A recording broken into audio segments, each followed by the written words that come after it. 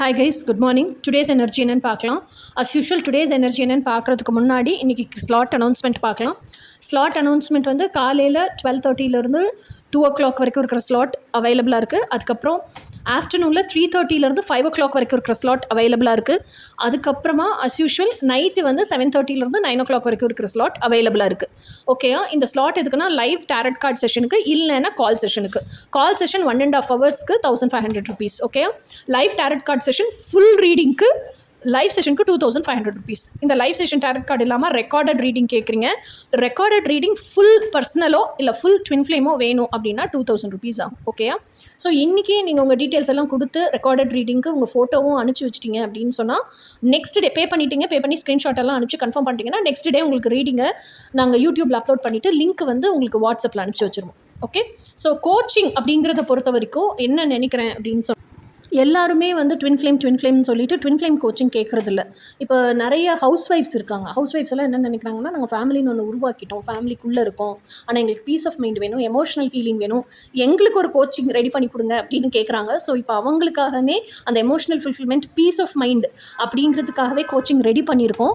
So அந்த கோச்சிங்கை இப்போ நான் உங்களுக்கு முன்னாடி ப்ரெசென்ட் பண்ணுறேன். இப்போ ட்வின் ஃப்ளேம் கோச்சிங்கும் அஸ் யூஷுவல் இருக்குது. ஓகேயா? ஸோ இப்போ இன்றைக்கான டுடேஸ் எனர்ஜி என்னன்னு பார்க்கலாம். ஓகே? டுடேஸ் எனர்ஜி வந்து ஏஸ் ஆஃப் பென்டிகிள்ஸ். ஏசஸ் எல்லாமே கடவுள்கிட்ட இருந்து வர்ற opportunity. So ace of pentacles அப்படிங்கிறது என்னென்னா, கடவுள்கிட்ட இருந்து வந்திருக்கிற ஒரு சாலிடான ஜாப் ஆப்பர்ச்சுனிட்டி. இந்த சாலிடான ஜாப் ஆப்பர்ச்சுனிட்டி அப்படிங்கிறது வந்து உங்கள் மைண்ட் செட் அப்போதைக்கு எப்படி இருக்குது, என்ன வேலை பார்க்க உங்களுக்கு பிடிச்சிருக்கு, எந்த வேலை இது பார்த்தா நம்ம நல்லா இருக்கும்னு நீங்கள் நினச்சிட்டே இருக்கீங்களோ அந்த ஜாபை கடவுள் உங்களுக்கு கொடுக்குறாரு. அந்த ஜாப் ரிலேட்டடாக ஆப்பர்ச்சுனிட்டிஸ் கொடுக்குறாரு. ஸோ அந்த ஆப்பர்ச்சுனிட்டியை நீங்கள் கையில் வச்சுக்கிட்டு நீங்கள் இப்போ என்ன யோசிக்கிறீங்க அப்படின்னா, இந்த வேலையை செஞ்சால் எப்போவுமே நமக்கு போர் அடிக்காமல் இருக்குமா, இந்த வேலையை செஞ்சால் நமக்கு எனர்ஜைஸ் பண்ணிகிட்டே இருக்குமா, சோல் ஃபுல்ஃபில்மெண்ட் கிடைக்குமா, இந்த வேலை செஞ்சால் ரவுண்ட் தி கிளாக் நமக்கு காசு கிடைக்குமா அப்படின்னு சொல்லிட்டு ஃபுல்லாக ஆராய்ச்சி பண்ணிகிட்டே இருக்கீங்க. நீங்களே உங்களுக்குள்ளே அது செல்ஃப் அனாலிசிஸ் பண்ணுறீங்க.